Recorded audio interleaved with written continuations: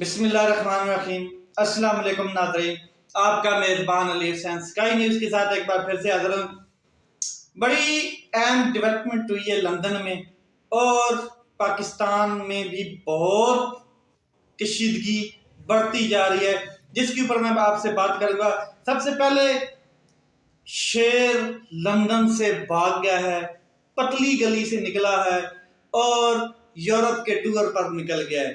اس کے اوپر بات کریں گے کہ شیر بھاگا کس لیے، کیوں بھاگا، شیر کی دوڑیں کس نے لگوائیں، اور پھر شیر جو ہے اس کو لندن سے بھاگ کر کہاں پر جانا پڑا، اور شیر ہے جنگل کا یا سرکس کا یہ تو ہمیں نہیں پتا، مگر شیر بھی بیچارہ بدنام ہوا پڑا ہے کیونکہ نام انہوں نے شیر کا رکھا ہوا ہے اور خود بھاگتے پھر رہے ہیں کسی اور سیٹ اپ کی طرح۔ تو اس کے اوپر بات کریں گے۔ اس کے علاوہ عمران خان صاحب نے ایک بڑی پیشکش مسترد کر دی ہے، اس کے اوپر بات کریں گے، اور اسٹیبلشمنٹ کے درمیان اور یہ جو حکومت ہے، امپورٹڈ حکومت، اس کے درمیان رشا کشی شروع ہو گئی ہے اور تناؤ شروع ہو گیا ہے۔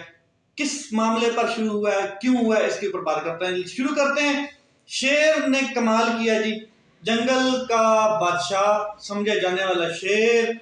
ایسا کیا ہوا کہ وہ مجبور ہو گیا اور اس کی دڑکی لگ گئی، اور دڑکی کے در لگی کہ لندن سے وہ بھاگا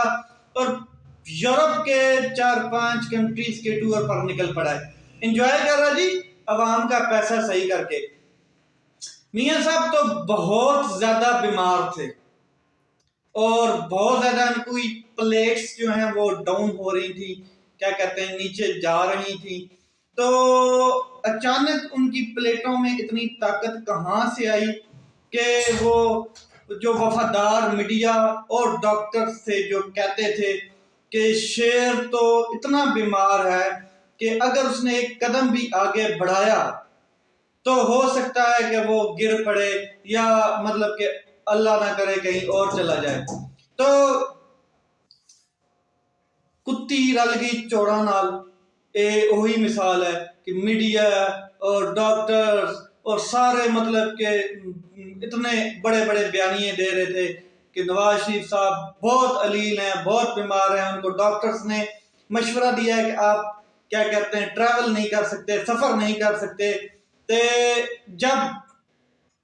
سفر دا ٹائم ہوندا ہے تے بھائی جان ہوری ٹریول کر دیں اس طرح کہ ٹور 5 ملکاں دے ٹور تے نکل پے۔ یہ حالت ہے جی نواز شریف صاحب کی۔ آپ اندازہ لگا لیں کہ شیر کی دھاڑ جو تھی وہ اب بکری سے بھی زیادہ کمزور ہوئی پڑی ہے۔ تو تمام جتنے ذہنی غلام لوگ ان کے احواری تھے وہ بڑے بڑے لمبے لمبے دعوے کرتے ہوئے نظر آ رہے تھے کہ اگر میاں صاحب کو یہاں سے نہ جانے دیا پاکستان سے، میاں صاحب کو اگر یہاں سے نہیں نکالا تو خدا نہ خواستہ وہ مر جائیں گے، ان کا کچھ اور حال ہوگا۔ یہ چیزیں دکھائی دیتی تھی میڈیا کے اوپر، اور اب آپ دیکھ لیں کہ بھائی صاحب ٹور پر نکل گئے ہیں۔ اس کی وجہ کیا بتائی جا رہی ہے، وجہ بھی میں آپ سے شیئر کرتا ہوں۔ لیکن جو لوگ کہتے تھے کہ جی دلوں کا وزیر اعظم ہے، دل کے اندر عوام بستے ہیں اس کے، اگر وہ عوام سے دور رہا تو رہ نہیں پائے گا، پتہ نہیں کیسے رہے گا، یہ چیزیں آپ اندازہ لگا لیں۔ اب دلوں کا وزیر اعظم جناب لندن کی پتلی گلی سے نکلا ہے تو یورپ کے ٹور کو انجوائے کرنے نکل پڑا ہے، اور اس کی وجہ کیا ہے وہ میں آپ سے ذرا شیئر کرتا ہوں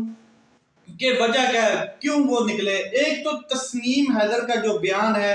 لندن میں، وہ اس کی وجہ بتائی جا رہی ہے کیونکہ انہوں نے وہ جو بیان دیا اس کی تفصیلات پولیس کو بھی انہوں نے دی ہوئی ہیں، اور ممکن ہے کہ ان کو گرفتار کیا جا سکتا ہے اور انٹروگیٹ کیا جا سکتا ہے۔ دوسری وجہ بتائی جا رہی ہے آرمی چیف کی تعیناتی، کہ ان 10 دنوں کے لیے میں جو پاکستان میں ایک بوچال ہے آرمی چیف کی تعیناتی کا،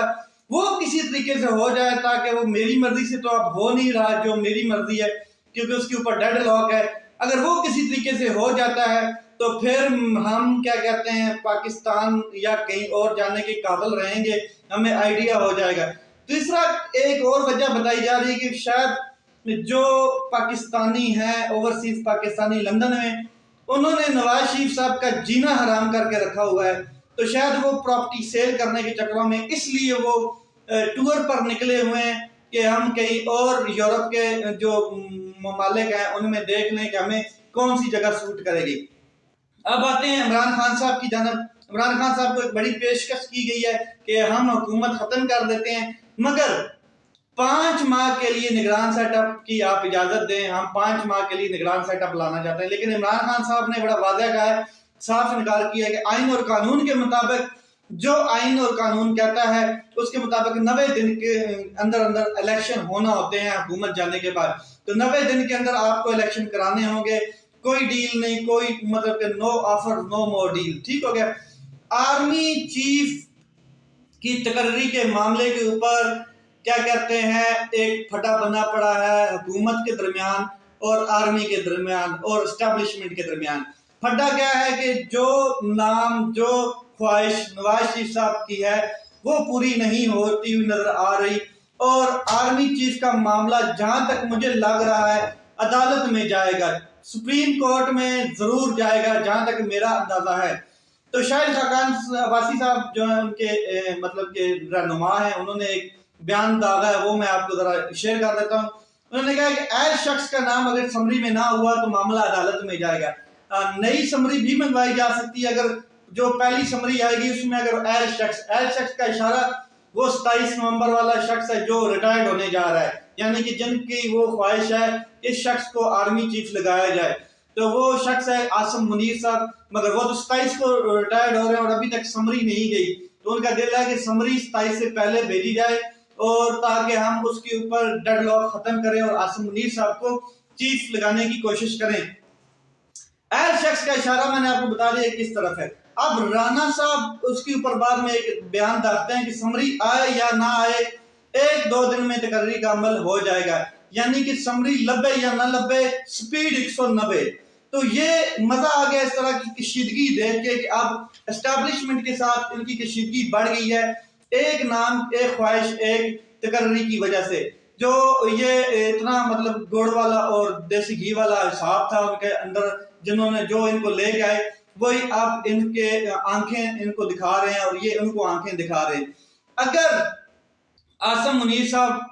بنتے ہیں آرمی چیف تو اس حالت میں دوسری طرف جو پاکستان تحریک انصاف ہے وہ بھی عدالت میں جا سکتی ہے، کیونکہ آئینی طریقے کے حساب سے وہ 27 کو ریٹائرڈ ہو رہے ہیں، اور 27 کو ریٹائرڈ ہونے والا شخص 2 دن پہلے جو ریٹائرڈ ہو رہا ہے اس کا سمری میں نام کیسے آ سکتا ہے؟ صدر پاکستان کا اس میں بڑا اہم رول ہے، اس جتنا خلا ہے اس کو کور کرنے کی کوشش کر رہے ہیں، دیکھیں آنے والے وقتوں میں کیا ہوتا ہے۔ اپنا خیال رکھیں، اپنے بھائی کے اس چینل کا خیال رکھیں۔ پاکستان زندہ باد۔